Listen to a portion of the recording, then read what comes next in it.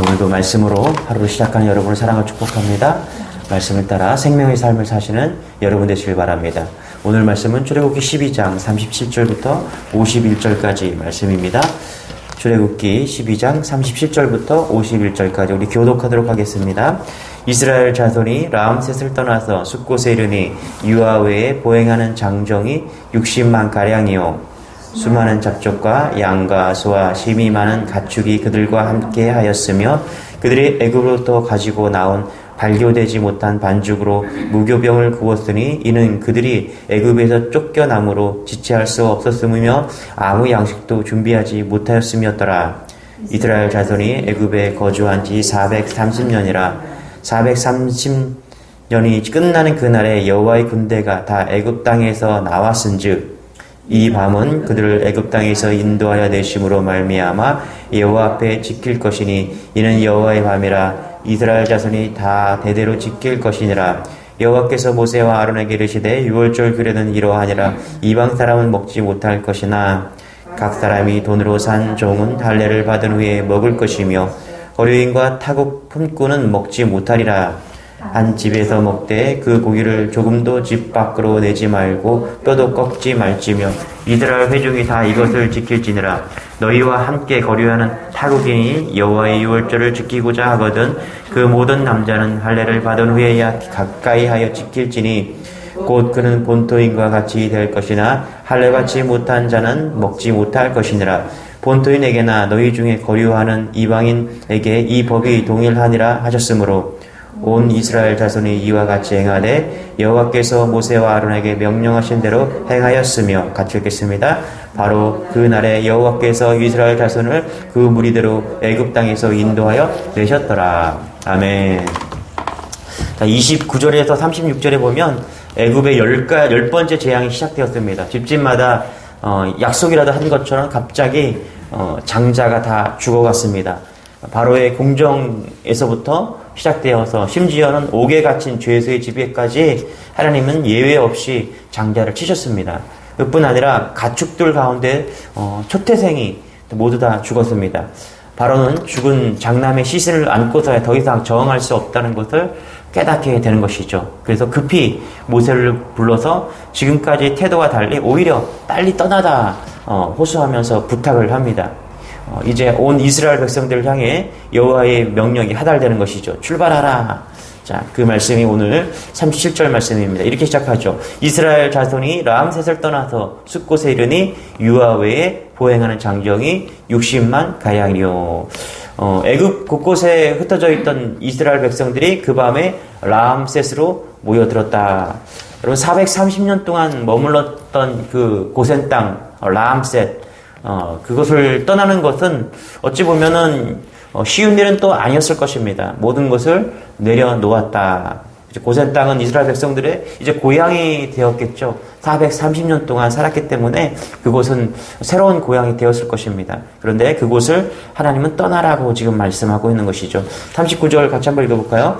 그들이 애굽으로부터 가지고 나온 발교되지 못한 반죽으로 무교병을 구웠으니 이는 그들이 애굽에서 쫓겨남으로 지체할 수 없었음이며 아무 양식도 준비하지 못하였음이었더라. 자, 이스라엘 백성은 그날 밤에 얼마나 다급했던지 내일 먹을 빵을 만드느라고 밀가루에 누룩을 넣어 부풀게 할 겨를도 없어 누룩을 넣지 않은 밀가루 반죽을 그대로 가지고 나왔다라고 이야기를 하고 있습니다. 그래서 그 민족은 이날을 기억하여서 해마다 그때 그 밤이면 누룩 없는 떡을 그때처럼 먹는 유월절과 무교절을 지키고 있는 것이죠.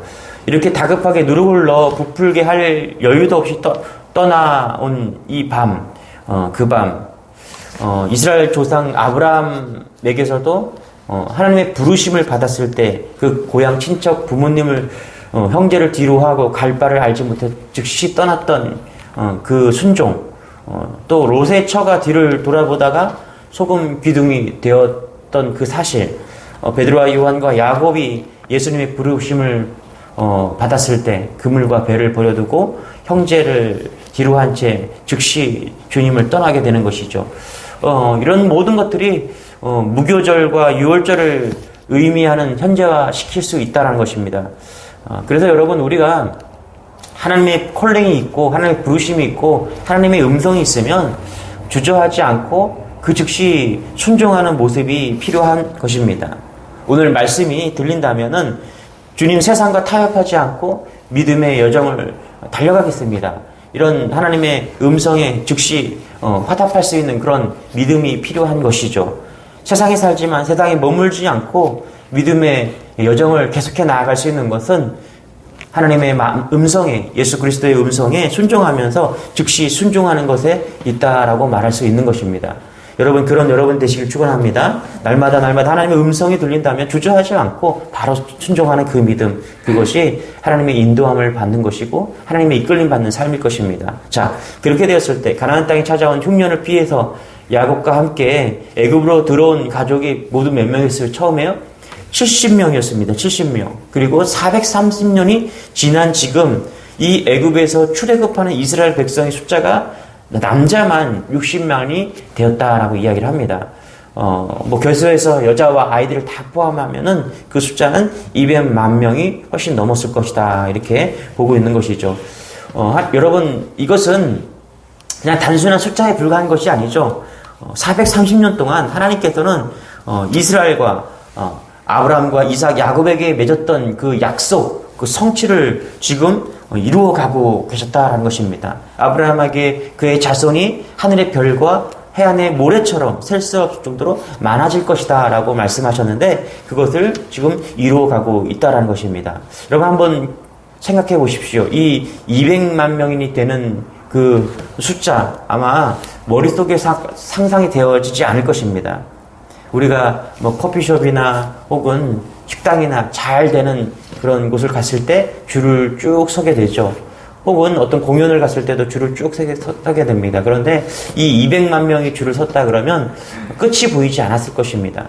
그렇게 놀랍게 하나님께서는 아브라함에게 약속하셨던 그것을 이루어가고 계시다라는 것입니다. 또한 35절, 36절에 보니까 이 사람들이 이스라엘 백성이 쫓겨나는 인생이잖아요. 근데 쫓겨나는 사람들이 애굽 사람의 은금과 패물과 의복을 가지고 나간다라고 말씀하십니다. 노예의 신분이죠. 쫓겨나가는 사람들입니다. 그런데 하나님은 그들에게 은금과 패물과 의복을 준비시켰습니다. 이것을 성경은 하나님의 은혜를 입히셨다 이렇게 말을 합니다. 여러분, 하나님의 은혜가 임하는 그런 인생이 되기를 축원합니다. 하나님의 말씀 따라 살다가 보면은 우리 인생이 이렇게 쫓겨가는 인생이 될 수 있어요. 그러나 그 인생 가운데에서도 쫓겨가는 인생이 될지라도 말씀 따라서 쫓겨가는 인생이 될지라도 하나님의 은혜를 베푸면 은금과 패물이 가질 수 있는 그런 축복의 인생이 될 수 있다는 것입니다. 반대로 지금 아무리 축복의 인생을 산다고 해도 하나님이 한번 치시면 인생에 바뀔 수 있음을 잊지 말아야 됩니다.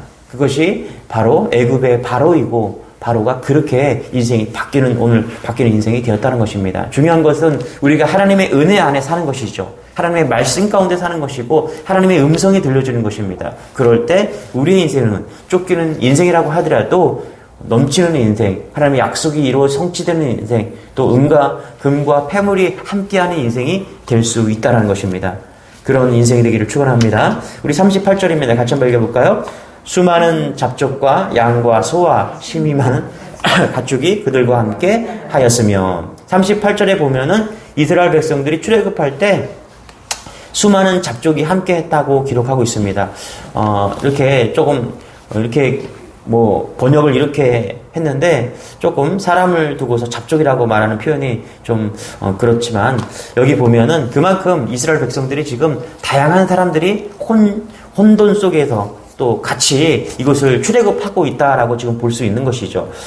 출애굽하는 인원 가운데는 활동적으로 12지파와 그 12지파에 속하지 않는 그런 사람들뿐만 아니라 이방인들과 결혼하여서 가정을 이룬 사람들 혹은 그 가운데 태어난 그런 혼혈 자녀들 그리고 여호와를 믿고 따르기 시작한 아마 개종한 애굽 사람들도 있었을 것입니다. 10가지 재앙을 통해서 참 여호와 하나님이 누구신가를 깨닫고 개종한 그런 애굽의 백성들도 있었을 것이고요. 거기에 이방인이 다 포함되어서 이제 수많은 잡족이라고 표현을 하고 있다는 것입니다. 여러분 하나님께서 아브라함에게 말씀하시면서 땅의 모든 족속이 너를 인해 복을 얻을 것이니라 이렇게 하나님이 약속하셨습니다. 그런데 이것이 이 말씀은 이스라엘 백성들, 단순히 혈연으로 묶여진 그런 이스라엘 백성만 축복을 받는 것이 아니라 하나님께서 언약한 것은 모든 혈족을 뛰어넘는 모든 백성들을 말을 하고 있는 것이죠. 이것이 하나님의 주권입니다. 여러분, 처음에 아브라함을 선택했을 때도 무슨 혈통을 보고 아브라함을 선택한 것이 아니죠. 그냥 하나님께서 아브라함을 선택하셨어요. 이것이 하나님의 주권인 것이죠. 마찬가지입니다, 여러분. 우리가 죄악 가운데 있지만 하나님께서는 우리를 선택해 주셨어요. 우리의 어떤 혈통, 가문, 무엇을 그런 것을 본 것이 아니라 그냥 우리가 예수를 믿기만 하면, 믿음으로 고백을 한다면 우리 주님께서는 우리를 자녀 삼아주시고 십자가의 은혜로 우리를 구원해 주셨다는 것입니다. 이것이 하나님의 주권적인 백성을 사랑하는 은혜의 모습이 될 수 있는 것이죠. 이것에 감사하고 우리가 하나님의 또 자녀가 되었다는 것 감사하는 여러분 되시길 바랍니다. 42절입니다. 같이 한번 읽어볼게요. 시작. 이 밤은 그들을 애굽 땅에서 인도하여 내심으로 말미암아 여호와 앞에 지킬 것이니 이는 여호와의 밤이라 이스라엘 자손이 다 대대로 지킬 것이니라. 그렇죠? 42절에 보니까 여기 보면 애굽을 출애굽하는 이 밤을 딱 하나님께서 말씀하셨어요. 무슨 밤이라고요? 여호와의 밤이라. 그렇죠? 여호와의 밤이라. 이스라엘 백성들은 정말 길고도 긴 밤이었을 것입니다. 평생 있을 수 없는 밤이고 자자존손 이야기가 될 수 있는 그런 밤입니다. 여호와의 밤, 다시 해석하면은 하나님의 구원이 임하는 밤이죠. 악이 지배하고 어둠의 세력이 장악하고 그런 밤이지만은 여호와 하나님께서 함께 하시는 약속의 밤, 역사의 밤이 된다는 것입니다. 여러분, 성경을 자세히 보면요, 실제로 하나님께서 놀라운 구원의 역사들은 어두운 밤에 이루어졌다는 사실을 잊지 마시기 바랍니다. 예를 들어서 소돔과 고모라에서 롯을 구원해 내실 때 그때는 밤이었죠. 또 예수님께서 바다에 빠져 죽게 된 제자들을 구원하는 밤, 그것도 낮이 아니라 밤이었습니다. 그리고 장차 주님께서 신랑이 되셔서 다시 오실 때도 밤일 것이라고 성경은 예언하고 있습니다. 그래요. 여러분, 우리 주님은 한밤에도 역사하시는 분임을 믿으시기 바랍니다. 아니, 크고 놀라운 구원은 오히려 밤중에 일어나고 있다는 사실을 잊지 마시기 바랍니다. 우리의 인생 가운데 어두운 밤에 지날 때 주저앉거나 낙심하지 마십시오. 그 밤에 우리 인생을 살아갈 때 가장 고독하고 가장 힘든 그 밤에 주님께서는 그 밤을 구원의 밤으로 삼으실 것입니다. 그래서 지치고 힘들고 낙심되는 그 밤이라고 할지라도 오늘 말씀을 따라서 하나님, 나의 인생 가운데 깊고 어두운 밤이 찾아올 때도 주님을 잊지 않고 기억하게 하여 주옵소서. 주님의 이름을 부를 때 그 밤은 구원의 밤이요 역사의 밤이 될 수 있다는 것입니다. 이런 놀라운 하나님의 역사는 그런 삶을 사는 여러분 되시길 축원합니다. 우리 43절에서 40절 같이 한번 또 읽어볼게요. 시작. 여호와께서 모세와 아론에게 이르시되 유월절 규례는 이러하니라. 이방 사람은 먹지 못할 것이나 각 사람이 돈으로 산 종은 할례를 받은 후에 먹을 것이며 거류인과 타국 품꾼은 먹지 못하리라. 한 집에서 먹되 그 고기를 조금도 집 밖으로 내지 말고 뼈도 꺾지 말지며 이스라엘 회중은 다 이것을 지킬지니라. 자, 다시 한번 유월절 규정을 이야기하고 있는데요. 여러분 12장에 보면 처음에 유월절 규정을 말씀하시고 장자의 재앙을 보여주시고 출애굽을 말씀하시고 다시 유월절 규정을 또 말씀하고 있습니다. 이번에 강조하는 것은 뭐냐면 47절에 보면은 모두 다 지켜야 한다는 것입니다. 44절에 보면은 돈으로 산 종이나 이방 사람들까지도 다 할례를 하고 그리고 다 같이 먹을 것을 이야기하고 있는 것이죠. 이것은 출애굽한 백성들이 모두 다 한 마음으로 무엇을 향해 하는지를 잘 보여주고 있습니다. 같은 마음, 같은 방향, 여호와 하나님으로 인해서 인종이 다를지라도 다른 사람이 모였을지라도 한 마음 한 뜻으로 가나안을 향해서 하나님을 바라보고 나아가야 된다는 것을 말씀하고 있는 것이죠. 이것은 출애굽한 그 공동체를 이야기하고 있는 것이죠. 다시 말하면 교회의 모습을 보여주고 있다라고 볼 수 있습니다. 여러분, 교회가 무엇으로 한 마음으로 이루어질 수 있을까요? 우리가 하나님을 바라보고 한 분 대신 하나님을 바라보고 우리가 그렇게 나아갈 때 우리 공동체는 한 모습, 한 방향, 그렇게 한 공동체가 될 수 있다는 것입니다. 이것이 교회의 모습이고 우리의 교회가 추구해야 될 방향이라고 생각합니다. 여러분, 교회는 목사를 보고 달려가는 것이 아니죠.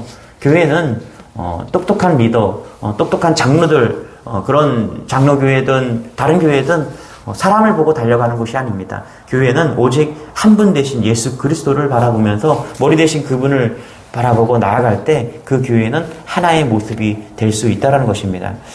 교회에서 제일 힘든 게 뭐냐면 연말이 되면은 교회에서 이 구역을 짤 때 참 힘들어 합니다. 왜 그러면은 이렇게 구역을 짜고 저렇게 구역을 짜도 반드시 교회로 전화가 와요. 어떤 전화가 오냐면 목사님, 저희 교회 얘기하는 게 아니라 저희 교회는 작아서 구역 편성이 그렇게 어렵지 않습니다. 그런데 이제 교회가 큰 교회들은 그렇다는 거죠.